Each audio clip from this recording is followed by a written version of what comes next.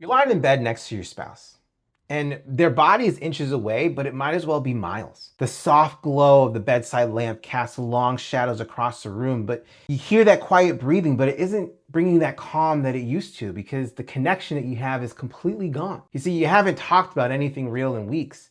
At least not the things that matter, not the things that may be hurtful, not the things that both silently wish the other person would say. Sure, you still laugh at the occasional meme that you send each other. You still send calendar invites. You still tag team the bedtime routine like co-CEOs of a family startup. But that spark, that soul deep intimacy that once made your heart flutter when they walked into the room, it's not just flickering, it's completely missing. Deep down, you know it's not because of the kids or the business or just the general stress of life. It's that somewhere between the scaling and the surviving, you both stopped reaching for each other. You stopped trying. You stopped truly seeing each other. You wanna know the worst part of this? You've gotten pretty good at pretending that it's fine, that everything is okay, but you know it's not. Let me be painfully honest with you. Your marriage doesn't need another cute dinner reservation with candles and polite conversation. It needs a total wake-up call. It needs an entire rescue mission. It needs a completely new operating system on love. Because if you're honest with yourself, then you know what I'm about to say is completely true. Most couples don't fall apart by some type of betrayal or huge fight. They fall apart from small silent moments of disconnection,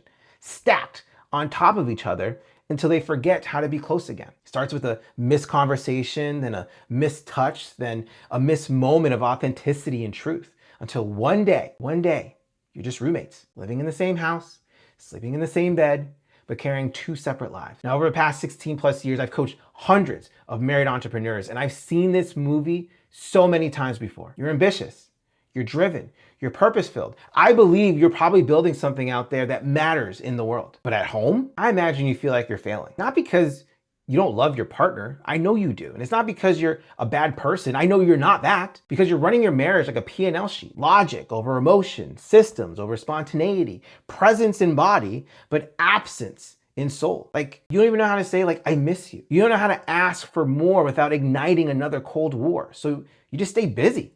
You bury the heartache and you hope it's just a season that it'll pass. But how many seasons will you survive before your marriage forgets what it means for it to feel like spring again? Let me say this loud and clear. You know that quiet ache you feel in your chest and they roll over at night? That voice that's whispering to you used to be so much more?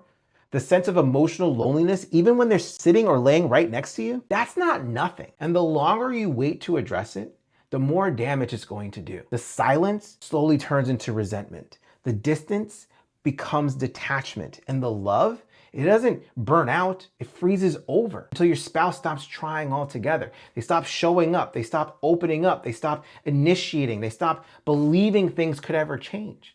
And that is when a marriage truly dies. Not with a fight, but with a shrug. But here's what no one wants to tell you. Wanting more in your marriage isn't a sign of weakness, dude. It's courage, it is clarity, it is consciousness. The couples who win, they don't wait for disaster to happen. They don't wait for rock bottom. They don't wait for the right time. And they certainly don't sweep things under the rug. They lean in, they get help, they get real, and they do it together. And that's why I created Better Together. It's a 4-month experience for couples who want to stop performing and start truly living and loving in complete alignment in their marriage with peace and purpose and partnership at the core of it. No surface fixes, no band-aids, just true emotional repair and relational rebirth. We don't do surface level strategies.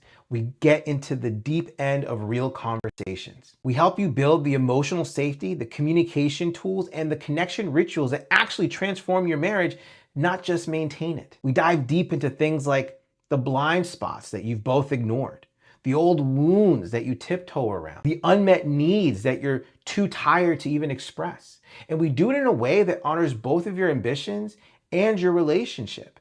Because I refuse to believe that you have to choose between your calling and your covenant marriage. You can win in both if you learn how. And I don't know when you're watching this video, but when I put this video up, we opened up just 3 new spots for couples for Better Together. And let me say this, don't wait until the disconnection becomes permanent. Don't wait until it's too late to rebuild. You don't need a dramatic fight or a counselor's ultimatum like I did to know something needs to shift. Sometimes the biggest signal is that quiet ache that tells you we are not okay.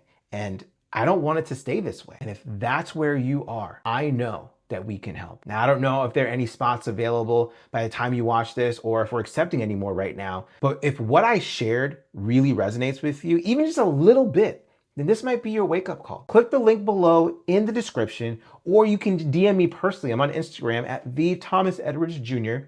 and use the code BETTER. Let's talk, let's rebuild.